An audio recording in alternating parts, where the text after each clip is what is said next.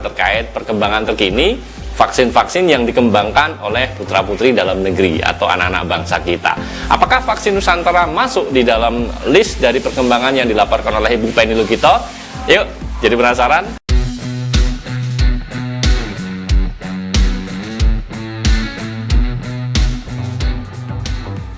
Assalamualaikum warahmatullahi wabarakatuh. Sahabat MOC, ketemu dan berjumpa lagi di channel kita, Mas Oji Channel. Langsung aja, saya ingin berbagi terkait dengan informasi yang banyak ditanyakan oleh netizen. Hampir setiap saya mengupload konten, isinya selalu pertanyaan, komentar-komentar, kapan vaksin Nusantara, bagaimana perkembangan vaksin Nusantara.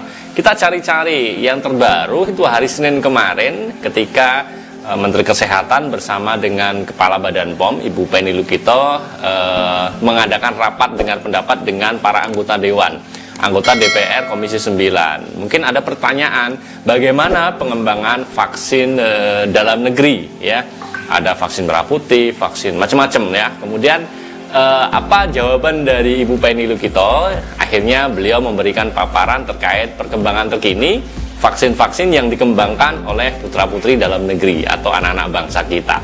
Apakah vaksin Nusantara masuk di dalam list dari perkembangan yang dilaporkan oleh Ibu Penny Lukito?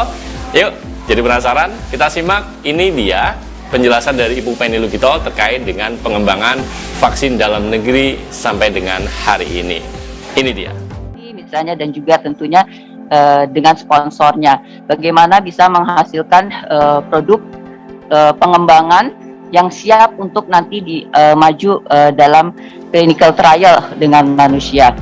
Nah, jadi ada beberapa pedoman teknis yang sudah disiapkan oleh Badan POM, kemudian juga bagaimana membangun fasilitas produksi untuk clinical lot misalnya, ya, karena setelah uji praklinik tentunya dibutuhkan vaksin, seed vaksin yang tadi disampaikan oleh Pak Menteri Kesehatan, itu seed vaksin yang memang sudah siap untuk masuk diujikan pada manusia. Nah, dalam hal ini kalau sudah masuk uji klinik sebenarnya sudah mudah, sudah lancar. Nah, sekarang tahapan menuju ke uji klinik itulah yang kelihatannya yang agak berat, dan setiap jenis pengembangan vaksin ini khususnya vaksin merah putih dengan berbagai platform mempunyai masalahnya sendiri-sendiri. Nah, dari vaksin merah putih yang ada dengan beberapa platform tersebut yang sudah kelihatannya siap itu ada satu tentunya vaksin UNER yang yaitu inactivated virus, itu sudah didampingi oleh Badan POM. Dan dari sekian, selain daripada juga vaksin merah putih, juga ada beberapa vaksin yang sedang dalam pengembangan. Antara lain adalah mungkin saya sebutkan ada 4 lah yang kira-kira sudah menunjukkan ada progresnya.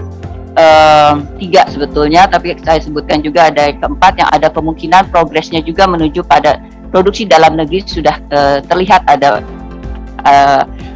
progresnya. Pertama adalah tadi vaksin merah putih UNER. Ini sudah apabila tadi pertanyaan dari saya lupa yang menanyakan tentang Pak Abidin menanyakan tentang tahap 2 dari vaksin merah putih UNER, itu sebetulnya mungkin maksudnya adalah tahap kedua dari praklinik.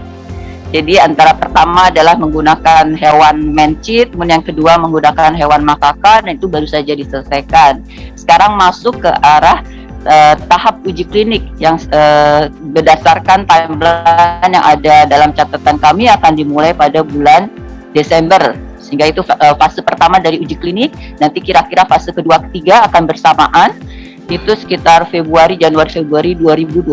Harapannya adalah emergency authorization-nya bisa keluar sekitar bulan Mei atau Juni 2022, sehingga produksi atau komersialisasi bisa sekitar Juni atau Juli 2022.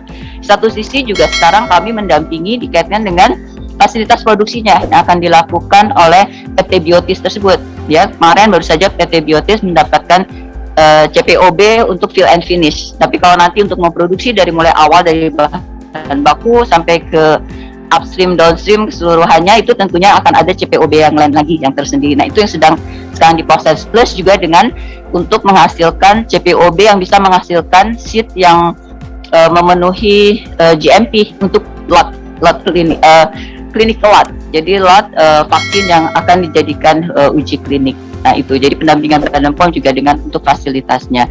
Kedua adalah vaksin Baylor. yang Baylor dan BUMN ini juga akan masuk ke fase, baru saja menyelesaikan praklinik yang kedua, kemudian akan masuk ke fase 1 uji klinik sekitar Desember juga 2021, dan masih ada komunikasi dengan kami dalam waktu dekat, sehingga diharapkan adalah emergency authorization bisa terbit sekitar Juni dan produksi sekitar Juli 2022. Kemudian yang ketiga adalah ada vaksin Sinovac. Ini sudah mendapatkan emergency authorization, sudah melalui uji klinik di Indonesia. Jadi juga ada part dalam negerinya tentunya dengan melakukan uji klinik di Indonesia. Kemudian mereka juga mempunyai mitranya joint venture dengan JBio. Saya kira pertama akan ada produksi fill and finish dengan PT Biotis sekitar Februari 2022. Kemudian dalam jangka panjang akan ada juga upstream downstream production dengan fasilitas dari JBio, Jakarta Bio Pharmaceutical, yang sedang juga proses dalam membangun fasilitas tersebut. Jadi ini mulai dari nol membangun fasilitas tersebut. Dan keempat adalah yang kemungkinan potensi ada vaksin dengan platform mRNA dari PT Etana, dia joint venture dengan Zhonghui Valvax dari China. Ini harapannya Februari 2020 akan uji klinik. Kemudian tapi Februari 2022 harapannya akan ada fill and finish. Dia bisa fill and finish dengan bulknya import, dan jangka panjang juga akan produksi hulu sampai ke hilir production di Etana, PT Etana. Itu tadi teman-teman semuanya, sudah kita simak bersama ya. Ibu Pani Lukito menjelaskan tentang vaksin-vaksin yang sedang dikembangkan, yang sudah mendapatkan izin dari uji klinis oleh Badan POM. Ternyata setelah ditunggu-tunggu, vaksin Nusantara tidak masuk di dalam hitungan atau mungkin bagian dari yang dikembangkan atau yang dijelaskan oleh Ibu Pani Lukito sebagai Kepala Badan POM. Pertanyaannya kenapa ya sampai dengan hari ini seolah-olah vaksin Nusantara itu yang begitu banyak orang bertanya-tanya, tetapi seolah-olah tidak masuk di dalam hitungan. Nah, mungkin saat ini vaksin Nusantara masih dalam pengembangan tetapi secara independen oleh Dr. Terawan dan teman-temannya. Tapi kita masih berharap gitu ya. Ini sudah akhir tahun, apakah tahun depan muncul vaksin Nusantara yang kita tunggu-tunggu. Tapi apapun itu, penjelasan dari pemerintah memang dibutuhkan karena banyaknya pertanyaan-pertanyaan dari publik. Demikian teman-teman semuanya informasi yang bisa kita sharingkan pada kesempatan kali ini. Terima kasih kebersamaannya, terima kasih dukungannya. Saya undur diri, saya mohon pamit. Assalamualaikum warahmatullahi wabarakatuh.